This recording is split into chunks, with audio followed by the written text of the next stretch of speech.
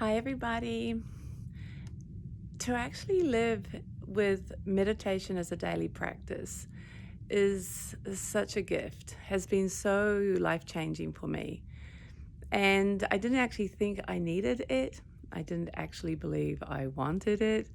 And yet now I have the idea that it should be taught in schools. Meditation should be so normal and naturally practiced by everybody because what it does is allows us to see what we're thinking about, which really isn't a very nice thing for a lot of people. Thinking is actually pretty much the source of a lot of our pain and suffering, and myself included. I came from, you know, being very judgmental about myself and about others, pretty much looking like I was living a great life on the outside, pretty successful, very happy, all that sort of stuff. But inside myself, there was a lot of judgments, a lot of insecurities. I found it pretty hard to go to sleep at night. I realized I instantly had compared myself to other people and lived that way thinking it was normal. So as a result, there was this undercurrent that there was something wrong constantly. I felt like I was striving to be a better person, striving to be more successful all the time. And yet the insecurities was simply looking around me and comparing myself to everyone and believing I knew what they were thinking about, believing I knew that they were judging me and that I really wasn't doing well in everybody's eyes. So the sense of insecurity was pretty deep in me. When I learned to meditate, what that means is I learned to actually see what I was thinking about and I had a choice to not think that. And that was really transformative because if you can see the thought that you're not good enough or you have to be better, if you can see that thought and consciously not think it and just let it go and not have any power over you, then what's left?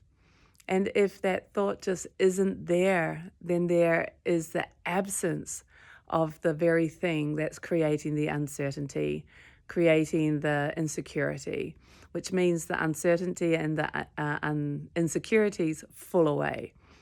The opposite of that is to have a natural confidence, to have a natural sense that everything is actually okay in this moment, and to realize that that's what life is.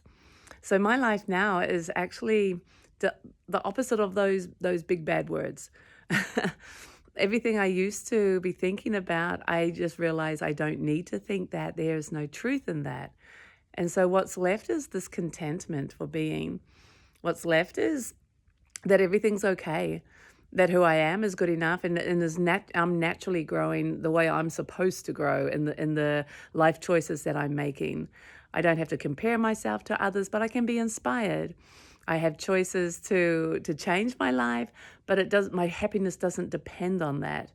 The journey is so much more important than the goals. And so I live by enjoying every day, every step of every day.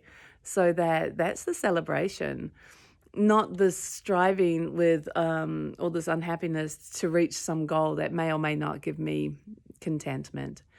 And honestly, I find that so freeing because it means I can just be here now. I can just be in an airport and be happy. I can just be sitting in a cafe and be absolutely happy. Like I don't have that urgency to do and do and do anymore.